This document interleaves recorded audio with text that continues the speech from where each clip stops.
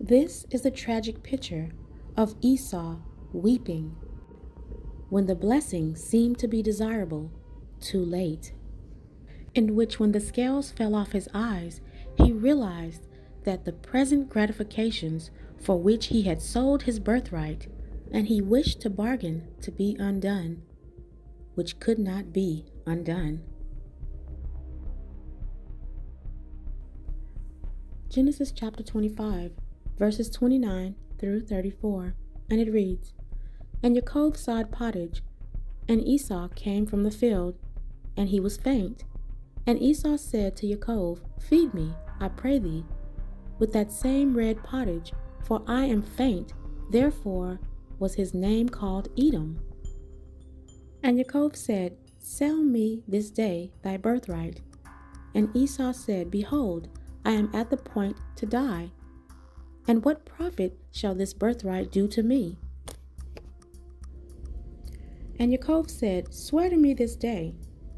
And he sware unto him, and he sold his birthright unto Jacob.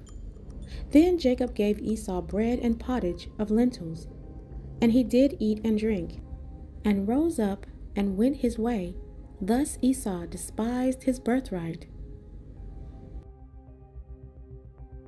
Scores of people twist this story and say that Yaakov stole the birthright from Esau. But this is not true.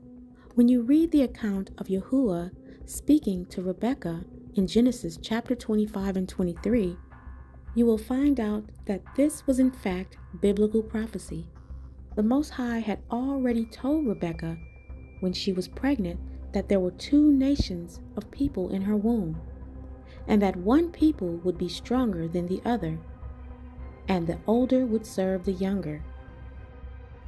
Another thing that I find quite interesting about this verse is that Yah is speaking directly to Rebekah. So many men teach that Yahuwah does not deal with women. However, that is not what this verse teaches. And as a matter of fact, there are countless biblical stories in which the Most High dealt directly with women. And this is not taking away from the fact that Yahuwah mostly dealt with men.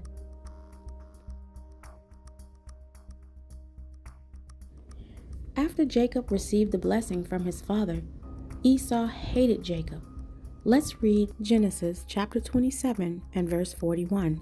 And it reads, And Esau hated Jacob because of the blessing, wherewith his father blessed him. And Esau said in his heart, The days of mourning for my father are at hand. Then will I slay my brother Jacob. Esau is saying that after his father dies, he's going to wage an all-out war on Jacob and attempt to slay him. What you all may not understand is that right today, the Caucasus people, Esau, still hold the same hatred for his brother Jacob as he did in ancient times. Many of them don't even understand why they hate us. They usually have no explanation as to why they want to do evil against Yaakov. Most of the Caucasus people have no idea why they carry this spirit of hatred in their very DNA as it pertains to why they hate the so-called black people. Well, here we have the answer. Esau and Jacob were at war in Rebekah's womb. They were at war when they came out, and they are still at war today. They won't teach you this in the secular churches, yet it is right in our Bibles. Why are they hiding this information? And why did they replace all of the ancient biblical nations' names? They don't want you to know that Esau is the Caucasus people. So going back to Jacob and Esau's story, after Jacob was given the blessing, let's read what happened in Genesis 27 and verse 34. And it reads, And when Esau heard the words of his father, he cried with a great and exceeding bitter cry, and said unto his father, Bless me, even me, also, O my father. And he said, My brother came with subtlety, and had taken away thy blessing. And he said, Is not he rightly named Jacob? For he had supplanted me these 2 times. He took away my birthright, and behold, now he hath taken away my blessing. And he said, Hast thou not reserved a blessing for me? For those of you who may not know this, there's no forgiveness for Esau. The Most High said there's no repentance for them. They're going to be utterly destroyed forever. Let's read Hebrews chapter 12 and verse 17. It says, For ye know how that afterward, when he would have inherited the blessing, he was rejected, for he found no place of repentance, though he sought it carefully with tears. Esau is going to be destroyed off the face of this earth forever. Obadiah chapter 1 and verse 10 tells us why. It says, For thy violence against thy brother Jacob, shame shall cover thee, and thou shalt be cut off forever.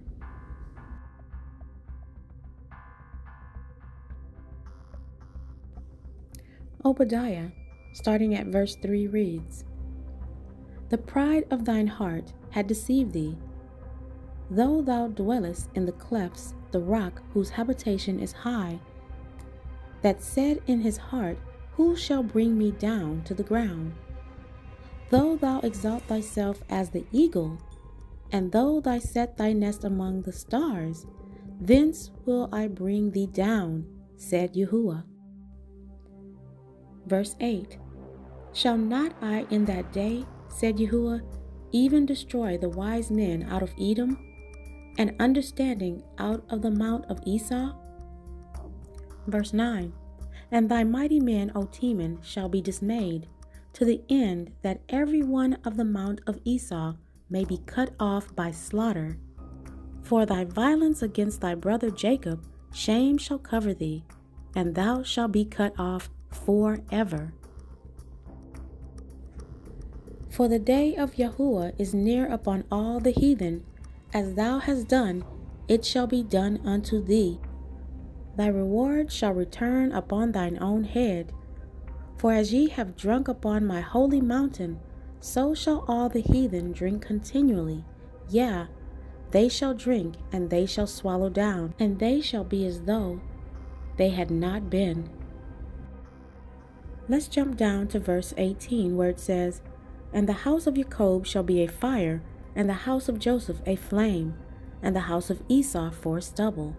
And they shall kindle in them, and devour them, and there shall not be any remaining of the house of Esau, for Yahuwah had spoken it. You see, there's a reason that all the ancient nations' names have been changed. They are hiding the fact that Esau is the Caucasus people, and that Jacob is the so-called black people. And the proof is in the pudding, because the war continues to go on between Esau and Jacob. But all of this is going to come to an end very soon. There's a reason that Romans chapter 9 and verse 13 says, As it is written, Jacob have I loved, but Esau have I hated.